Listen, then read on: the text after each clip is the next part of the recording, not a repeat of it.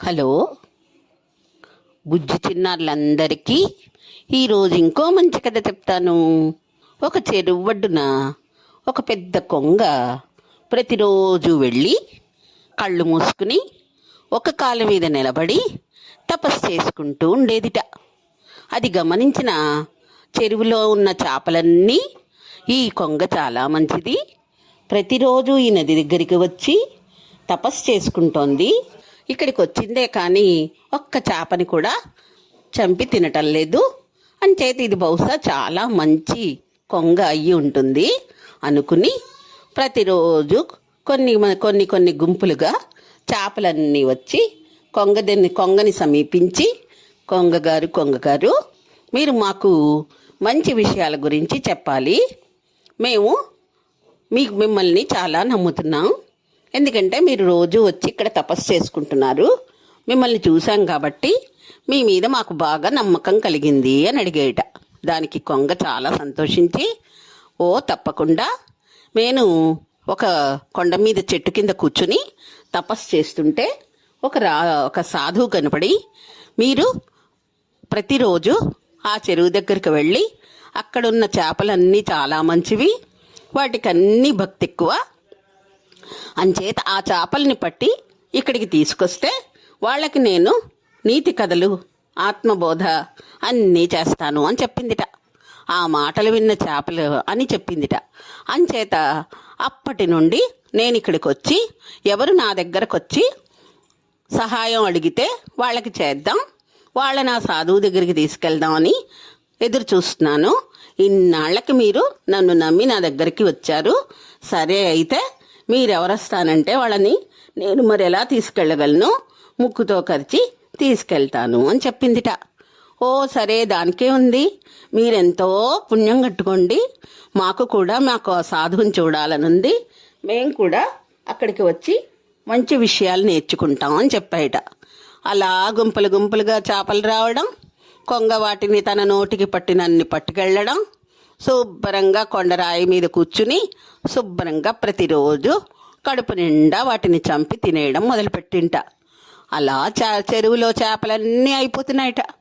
అప్పుడు దానిలో ఒక ఎండ్రకాయ, అంటే పీత కంటే కొంచెం పెద్దది, ఆ పీత ఇది చాలా మోసం, ఎందుకంటే ఇక్కడున్న చేపలన్నింటినీ ఈ కొంగ మోసం చేసి తీసుకెళ్తోంది, ఎలాగైనా సరే ఇక్కడ మిగిలిన వాటినైనా సరే దీని నుండి కాపాడాలి అనుకుందిట.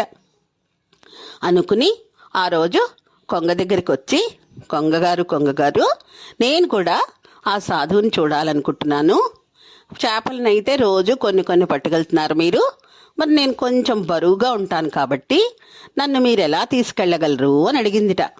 ఆ మాటలు విన్న కొంగ చాలా సంతోషించి, ఓహో నాకు ఈరోజు మంచి ఆహారం దొరికింది, భలే అనుకుందిట.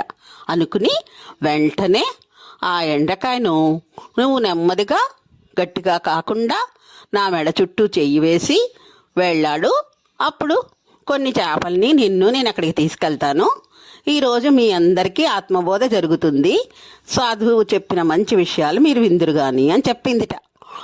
సరే అని ఎండ్రకాయ బయలుదేరిందిట. వెంటనే కొన్ని చేపల్ని ముక్కుని కరుచుకుని కొంగ రెడీగా కళ్ళు మూసుకుని నించుందిట. ఎండ్రకాయ దాని మెడ చుట్టూ 2 చేతులు వేసి పట్టుకుందిట. ఆకాశంలో కొంగ ఎగురుతూ రోజు తను చేరాలనుకున్న కొండ దగ్గరికి, రాయి దగ్గరికి సమీపించబోతోందిట.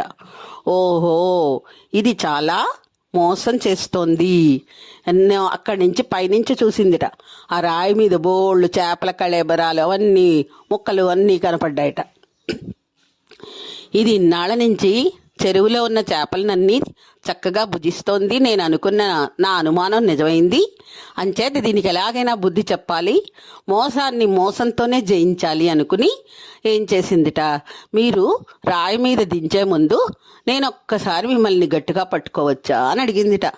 ఓ దానికేముంది, ఇంత దగ్గరగా తీసుకొచ్చేసాను కాబట్టి ఇంకా ఇది నన్నేం చేయగలదు అనుకుందిట చేప. మీరు చేపలన్నింటినీ, నోట్లో ఉన్న చేపల్ని కొండ మీద పెట్టేలోపుగా నేను మిమ్మల్ని గట్టిగా ఒక్కసారి మీ మెడని పట్టుకుని ముద్దు పెట్టుకుంటాను అందిట, మీరింత మంచి పనులు చేస్తున్నందుకు అందిట. సరే అందిట కొంగ. వెంటనే ఎండ్రకాయ దాని చేతులతో గట్టిగా కొంగ పీక కొరికేసిందిట. కొంగ కాస్త కింద పడిపోయిందిట. దీన్ని బట్టి మనకేం తెలుస్తోందంటే మోసాన్ని మోసంతోనే జయించాలి అనేది ఇందులో నీతి. కానీ ఇప్పటి రోజుల ప్రకారం మనల్ని ఎవరైనా మోసం చేస్తుంటే ముందుగానే తెలుసుకుని వాళ్ళ నుండి తెలివిగా తప్పించుకోవాలి అనేది మనం నేర్చుకోవాల్సిన ముఖ్య విషయం. అర్థమైందా అందరికీ? ఉంటాను. బాయ్ బాయ్ అమ్మమ్మ, బాయ్ బాయ్, టాటా.